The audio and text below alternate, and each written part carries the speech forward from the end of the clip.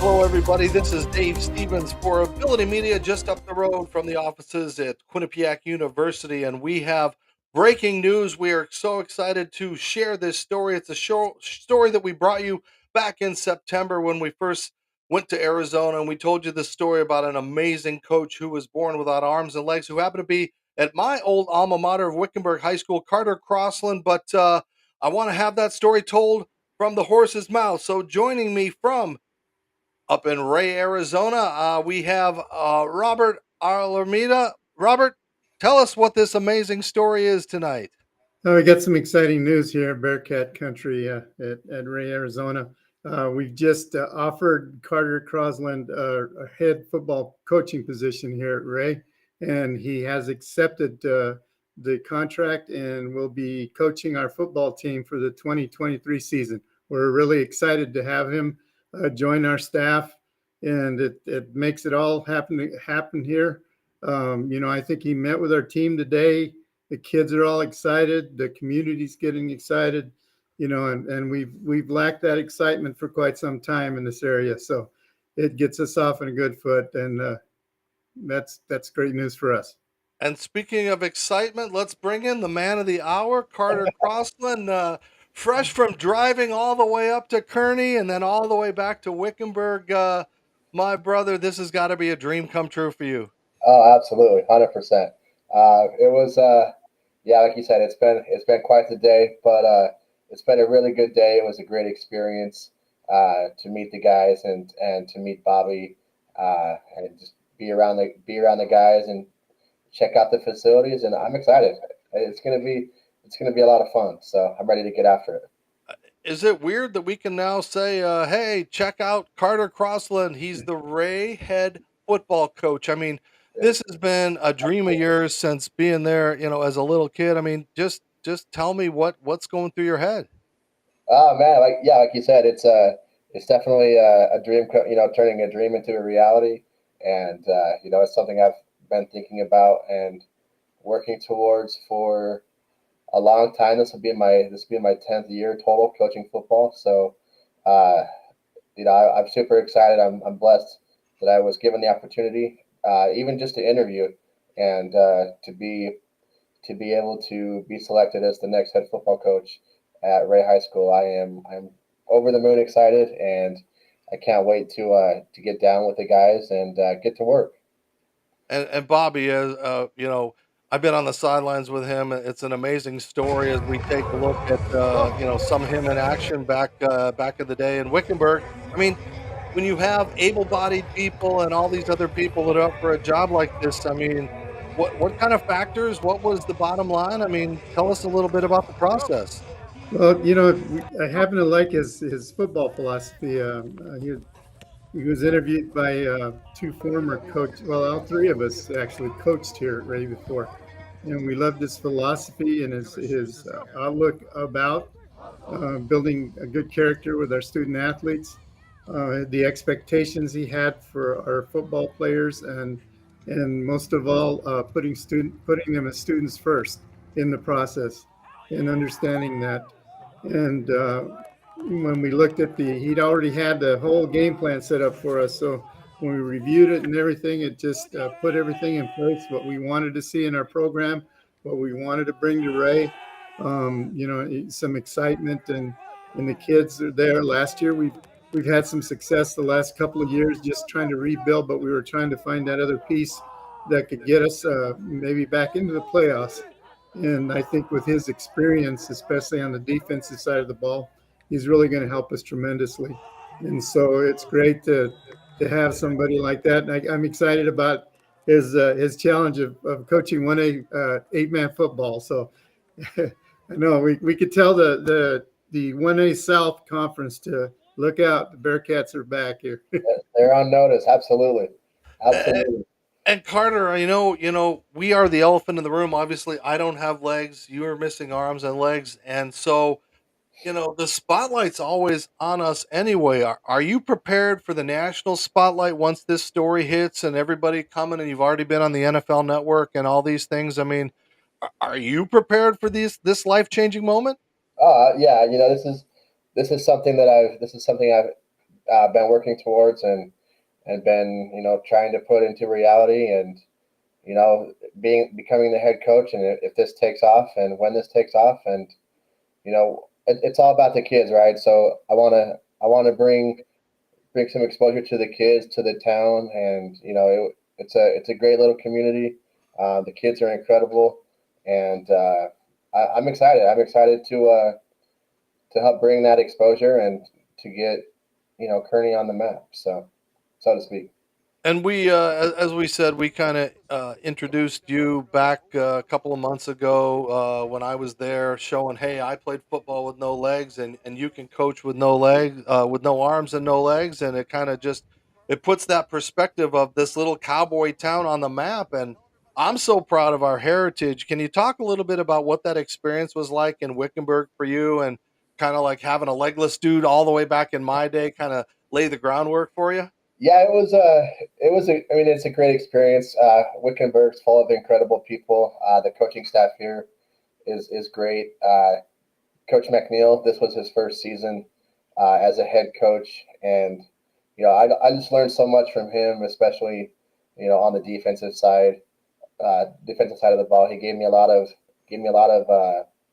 responsibility and a lot of opportunity to grow and to prepare myself for this position. And he's actually the one that encouraged me to apply to positions and to apply for head coaching jobs. And that's what I did. And I was, of course, I'm always hopeful that I would get a head coaching job, but before I didn't think it was going to be a reality, but here we are. And I'm, like I said, I'm super blessed. I'm super excited. But yeah, the kids here at Wickenburg are great kids. The coaching staff's great. I think they've got things headed in the right direction. Coach Mack's trying to build his program and build his culture, and I was proud and honored to be a part of it. Bobby, I know he was up there today, and you had a chance to meet with the board and everything like that. How do you prepare everybody for something like this? He had a chance to meet with the kids today and kind of talk to them, and you know, there must have been like, well, what, really, huh? Our coach has no arms and legs. Yeah, I think that they were pretty inspired. You know, it's always that thing you tell them anything's possible if you're willing to do the hard work and put in the time, and you can get by the adversity that faces you. And I think Carter brings that element where he can inspire the kids in that way, that they can be successful and they can do the things that they can. Um, and it works in a good way. I think the kids can relate to that. They listened to him well today, from what Coach Cood told me about, and that's a great thing. That's the first thing you notice in a good coach, when he can capture the kids and they sit there and listen to what he's telling them, and they're willing to take that next step with him, which is become better football players and better students. So. Carter, realistically, people don't realize our day-to-day struggles, the struggles that you have that are much harder than mine without legs, of not having arms and legs. Um, what kind of challenge is that going to be for you as a head coach on the field, getting on the bus, doing all these things that maybe people don't expect, to think about? I mean, you're talking about moving into a town that might not be built for somebody with your limb difference. Right, right. That's been one of the main talking points for sure, is finding housing and finding a place to live. But as Bobby mentioned, Coach Cood he's been on it, man. He's been reaching out to different people. I actually have to call him back here in just a few minutes, but he's been on it. I went into town and ate at the pizza joint there in town. I'm sorry. Uh, I went in town and talked to people that live there in the town, and kind of just told them, kind of the same thing. But definitely some feelers are out there as far as getting a place to live, and everything else I think will take care of itself once I get down there and get things going. And we've learned to adapt to different things throughout our lives, and this will be one more thing to adapt to, but I'm not worried about it. I'm looking forward to the challenge and excited to get going. Speaking about that challenge, how about the wife and the kids? Telling Marcy and everything. I mean, this is going to be a challenge for them and a beautiful family. You're raising them and doing the right thing. So this is going to be a big life change for everybody. Right. Yeah. It's definitely a big life change. My wife grew up in the city, so definitely going from the city to Wickenburg was a big change. So going from Wickenburg to Kearney is another big change, especially where it's only been. I got here August of 2011, so I've only been here about a year and a half. So about the time you get kind of start getting settled in, and we're going again. But as we've talked before, we both grew up in Utah. I grew up in a town a little bit bigger than Kearney, not much. So we're used to moving around. We've moved to Chandler before, and then moved back to Utah before we came to Wickenburg. So we've made long haul moves. This will be our shortest move for sure. So in that regard, it's definitely good. But yeah, it will be a change. But my wife's awesome. She's super supportive, and the kids are resilient. The kids had a great time today, and I think it'll be good. Well, Bobby, as we wrap things up, once this hits the wires and we've got this breaking story that thank you for letting us tell for on Ability Media, are you going to be ready when people are like, first off, where the heck is Ray and Kearney? Is that corn? I mean, and then second, they're going to be like, you did what? Is this real? I don't believe it. I mean, are you prepared for the media onslaught that could happen? Hey, the last time we had a big media onslaught here was back in '95 when Coach Jeff Coote won that state football championship. That '95 team was exciting. They actually beat Coach Cush's team down at Canyon State 42 to nothing that year. So I just want to say that. But we haven't had that type of excitement here in a long time.